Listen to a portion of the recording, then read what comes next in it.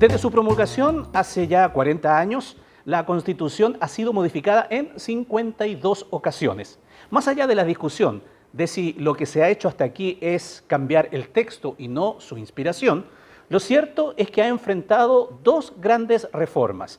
La primera, en el año 89, antes de asumir los gobiernos democráticos, y la segunda, el 2005, cuando ya dejó de llevar la firma de Pinochet.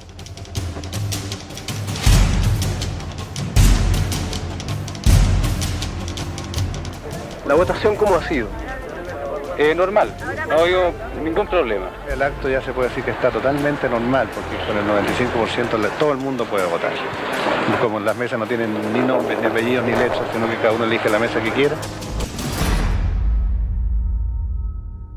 Las mesas ya han cerrado casi en su totalidad. No. Sí. Aprobada el 11 de septiembre de 1980 mediante un plebiscito cuestionado por su legitimidad, la Constitución entró en vigencia el 11 de marzo de 1981. Juro por Dios Todopoderoso, cumplir y hacer cumplir, respetar y hacer respetar, como ley fundamental, la Constitución Política de la República de Chile del año 1980.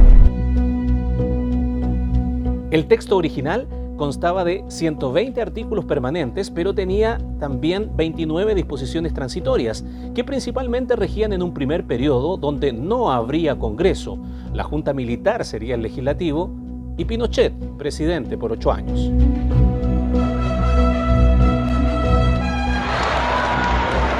Es el momento que el presidente de la República se asoma al balcón presidencial para saludar.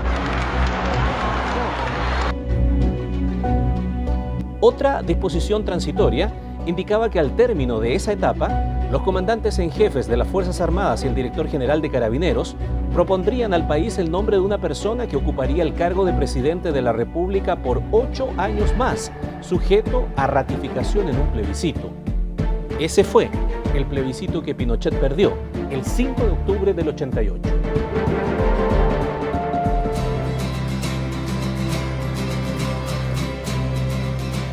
...30,8% para el sí y 56,9% para el no.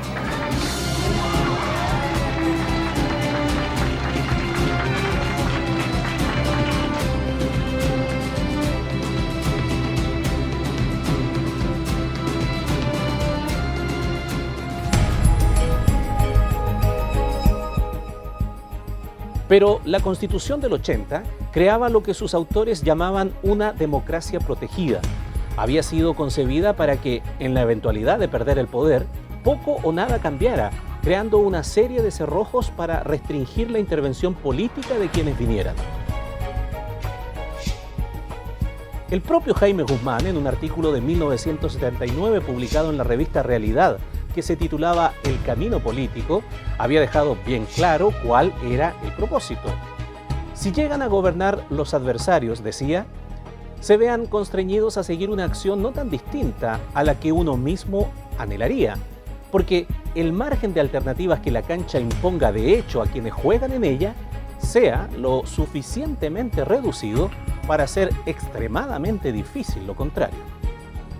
Y claro, el mérito de haber derrotado a Pinochet bajo las condiciones que él había impuesto tenía el costo de aceptar seguir jugando con esas mismas reglas. Después del triunfo del no, las fuerzas opositoras optaron por la negociación y pactaron con el gobierno saliente. Fueron 54 reformas las que lograron concordar para que unos y otros llamaran a aprobarlas. El próximo 30 de julio, tú puedes fortalecer y proyectar la democracia de una forma responsable y constructiva. El próximo 30 de julio, vota a apruebo. Chile, una constitución para la democracia y el progreso. Yo quiero dos cosas. Quiero el país y quiero la democracia. Porque queremos una constitución democrática. El país para el país. Que somos ahora partidarios de las reformas constitucionales que se someterán al pueblo. 54 reformas. Otro paso a la democracia. Con las reformas, esta constitución no va a ser buena, pero sin las reformas es pésima.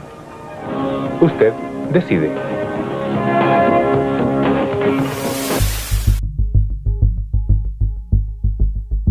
La ratificación se hizo a través de un plebiscito celebrado el 30 de julio de 1989 con el voto favorable del 91%. Sí, juro. Ocurrió 4 meses y medio antes que Patricio Aylwin ganara la elección. Se consideraron reformas indispensables para que el gobierno democrático pudiera asumir. Porque había una serie de materias que en una democracia no se pueden hacer. Por ejemplo, el artículo 8 impedía la participación y condenaba a todos aquellos que destinados a propagar doctrinas diferentes al régimen establecido. Al suprimirse el artículo 8, desaparecen en Chile las discriminaciones ideológicas.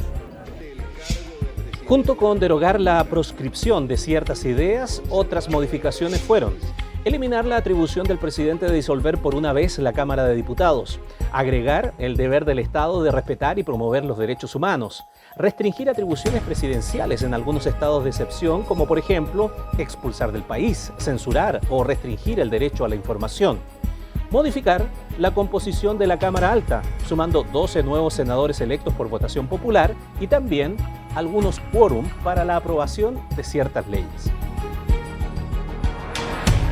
En las administraciones de Aylwin y Frey se lograron hacer otros cambios que pudieron, por ejemplo, dar vida a los gobiernos regionales y permitir las elecciones municipales. También crear el Ministerio Público y hacer modificaciones en la designación de los integrantes de la Corte Suprema. Fueron 16 modificaciones que se hicieron hasta ese tiempo, hasta que Ricardo Lagos logró aprobar durante su mandato el segundo paquete grande de reformas. Esos cambios fueron de tal magnitud que se refundieron en un nuevo texto, haciendo desaparecer la firma de Augusto Pinochet e instalando la del presidente Lagos. Tuvieron que pasar 15 años de transición democrática para que los llamados enclaves autoritarios fuesen eliminados con esta reforma. ¿Cuáles? Los más importantes bien los resume y explica el profesor Enrique Navarro en las cápsulas sobre nueva constitución de la Facultad de Derecho de la Universidad de Chile.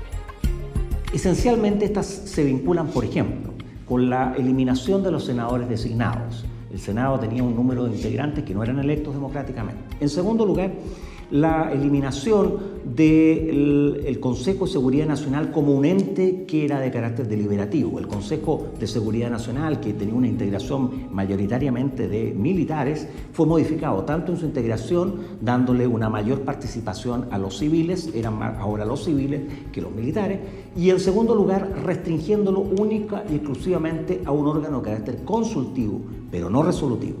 Del mismo modo, en relación a la remoción de los comandantes en jefe y al general director de Carabineros, a partir del 2005 se establece una norma en virtud de la cual estos ya no son removidos precisamente por el Consejo de Seguridad Nacional, sino que el presidente de la República o la presidenta de la República podía removerlos libremente, pero a través de un decreto fundado. A eso hay que sumar normas de transparencia y probidad. Se dota a la Cámara de Diputados de mayores facultades fiscalizadoras y se modifica la composición y atribuciones del Tribunal Constitucional. Cambios de tal magnitud que llevaron al presidente Lagos a definirlos de esta manera. Chile cuenta desde hoy con una Constitución que ya no nos divide. Este es un día muy grande para Chile. Tenemos razones para celebrar. Tenemos hoy por fin una Constitución democrática, acorde con el espíritu de Chile, del alma permanente de Chile. Calificativos de la época que han sido municiones para quienes están hoy en contra de un proceso constituyente. Son quienes le recuerdan a Lagos que el 2005 él mismo le puso credenciales democráticas a la Constitución del 80 y que después, incluso, ha seguido siendo